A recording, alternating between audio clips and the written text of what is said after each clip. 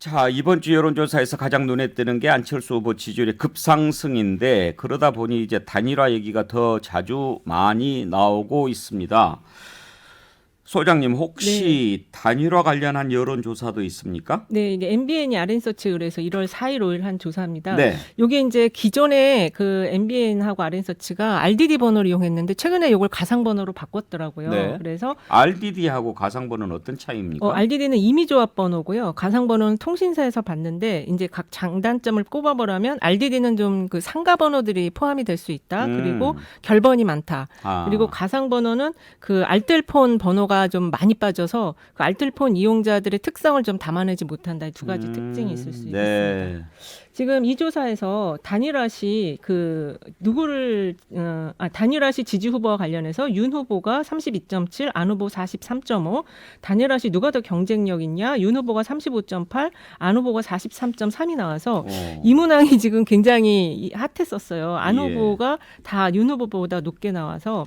근데 이거는 이제 전체 값이고요. 요거를 정권 교체 의향층하고 국민의힘 지지층으로 다시 한정해서 보면은 네. 아직은 그 윤석열 후보가 한 55에서 한 60 사이로 좀 더 지지는 높습니다. 국민의힘 지지층만 대상으로 하면 그렇습니다. 그리고 정권 교체 의향층에서는 예. 윤석열 후보가 한 55에서 한 59까지 나오고요. 안철수 후보가 한 31에서 한 36, 7 요 정도까지 나오는데 네. 요거는 이제 기준이 지금 다자구도에서 윤석열 후보가 34.2, 안철수 후보가 12.2인 상태일 때 이제 요런 구도가 나왔거든요. 예.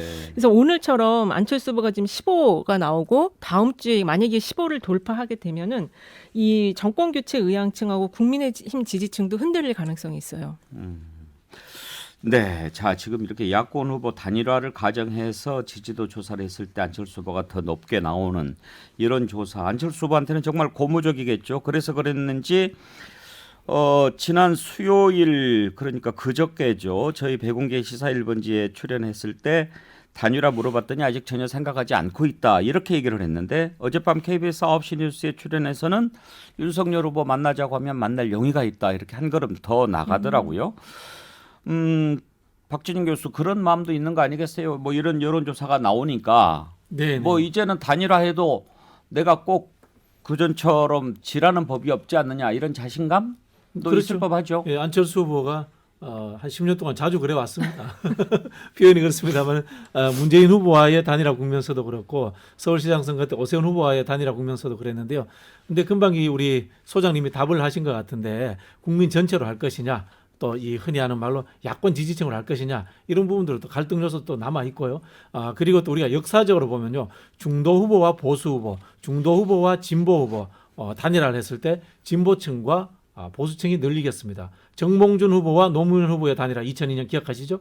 그때도 진보적 성향의 노무현 후보가 이겼죠. 진보적 성향이라는 것과 그다음에 또 거대한 정당이 뒤에 받치고 있다. 이런 뜻도 하나 포함이 될 거고요.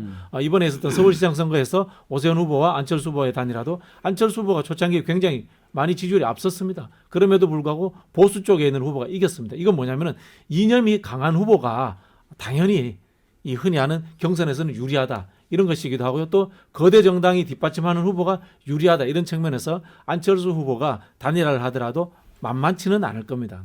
최수영 컨설턴트. 저는 약간 분석을 달리하는 게 예.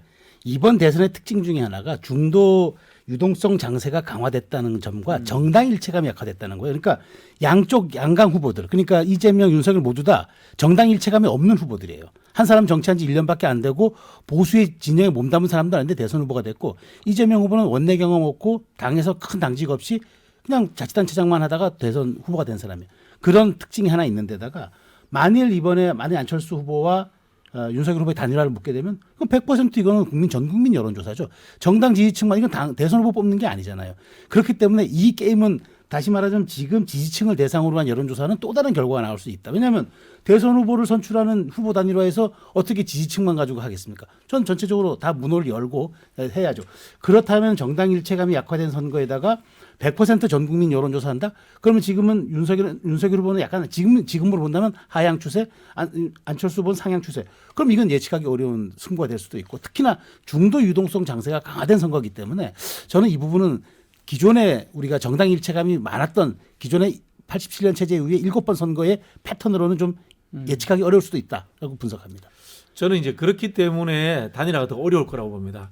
왜냐하면요, 국민 여론조사와 지지층 내 정권 교체를 바라는 지지층 내 여론조사가 비슷하면은 합의가 되는데 이건 한 20% 이상씩 차이가 나잖아요. 합의되기가 굉장히 어려운 지금 상황으로 흘러가고 있습니다. 예. 지난번에 서울시장 후보 네. 국민의힘에서 단일화했을 때 그렇죠. 그때는 당원 조사가 포함이 돼 있었죠. 아 그때 포함 아니 안된 걸로. 그때도 전체를 국민. 해가지고 예. 두 개 여론조사 기관에 맡겨서 했습니다. 그래서 그렇습니다. 총합을 한 겁니다. 예. 아 그때는 예. 그냥 일반 여론조사로 일반 했습니까? 여론조사. 그러니까 저는 이번에 똑같이 적용될 거라고 보는 거죠. 투표를 하긴 뭐 하는데 이번에도 똑같이 해야지 이번에 또 바꿀 바꿀 수는 수는 없는 없지 거네요. 않습니까? 그래서 저는 지금 박 교수가 그래서 말씀을 하시지만 저는 그래서 지금 것 마찬가지예요. 윤석열 후보가 어느 순간부터 유력 후보가 아니었거든요. 정권을 교체할 수 있는 후보라는 것이 부각되고 그게 지지층에 소구되면서 한 건데 그러면 안철수 후보의 상승세가 있다. 그럼 이 사람 가지고 더 좋은 정권 교체할 수 있고 더 확실한 교체할 수 있나라고 지지층이 거기에서 확신만 해준다면 저는 이거는 뭐 예측 불가의 선거라고 보여집니다. 소장님 보시기에 네. 윤석열 후보하고 안철수 후보 간의 단일화 여론조사를 하게 된다면 어떤 것이 가장 큰 변수가 될 것 같습니까? 일단은 저도 이제 과거 단일화를 계속 챙겨봤거든요. 근데 과거 단일화와 이번 단일화의 가장 큰 차이가 지금 이 이제 삼지대에 있는 후보 지지율이 과거엔 다 높았어요. 그리고 민주당 쪽에서 단일화 쪽에서 주도가 되었었는데 이번에는 지금 이제 보수 쪽에서 단일화 논의가 이루어지고 있고 삼지대에 있는 후보가 지지율이 아직은 낮습니다. 오늘 지금 보신 자료도 다 그렇고 가장 최근 조사라고 할 수 있는 UPI가 리서치부에 의뢰해서 예. 4일 6일 한 조사도 보면은 이재명 41, 윤석열 38, 안철수 13이거든요. 그래서 윤석열과 안철수 격차가 상당히 많이 나요. 그럼에도 이 단일화 논의가 지금 공론화가 되고 있는 거는 이제 이 상승세 때문에 그런데 이 단일화하는 데서 가장 중요한 요인 세 가지가 있어요. 이 적극 투표층이 있냐. 이건 당세와 관련이 돼 있는 거고요. 그다음에 이제 아까 말한 것처럼 지금 지난번 서울 재보궐선거 때 일반 전체 국민을 대상으로 조사를 했기 때문에 중도에 대한 호감도가 얼마나 많이 잘 갖고 있냐 이게 중요하고 그다음에 마지막 하나가 이제 요새 단일화에 이제 새롭게 적용되는 건데 이게 전체를 대상으로 하다 보니까 타당 지지자들이 들어오잖아요. 그래서 상대방 다른 당에 있는 그 지지자들이 어떻게 전략적인 선택을 하냐 요 세 가지가 되게 중요하거든요. 현재 안철수 후보는 당세가 약합니다. 그 대신 호감도는 좀 강하고요. 지금 MBN 자료 보니까 민주당 지지층이 윤석열 후보보다는 안철수 후보를 좀 많이 지지를 하더라고요. 예. 근데 이제 이 민주당 지지층이 끝까지 안철수를 지지할지 요거는 모르겠어요. UPI 조사에서는 사자 대결 구도였나요? 여기가 지금 네 사자 구도였고 그 예. 심상정 후보는 3% 이렇게 나왔습니다. 거기에서 혹시 뭐 유의미하게 좀 살펴볼 만한 부분이 있었습니까? 뭐 지역이라든지 연령이라든지. 일단은 이제 안철수 후보가 20대에서 상당히 많이 올랐어요. 네. 여기가 12%포인트나 올랐고 30대에서도 9%포인트가 올라서 각각 27%, 22%가 올랐거든요. 그리고 이제 지역으로 보면 서울이 8%포인트 상승해서 17, 또 충청에서도 오르고. 그래서 일단은 이 지금 안철수 후보가 윤석열 후보에서 이탈한 그 지금 가장 중요한 캐스팅 보터층이 안철수 후보에 지금 가 있다 이렇게 볼 수 있을 것 같습니다. 소장님 보시기에 이번 대선을 좌우할 네.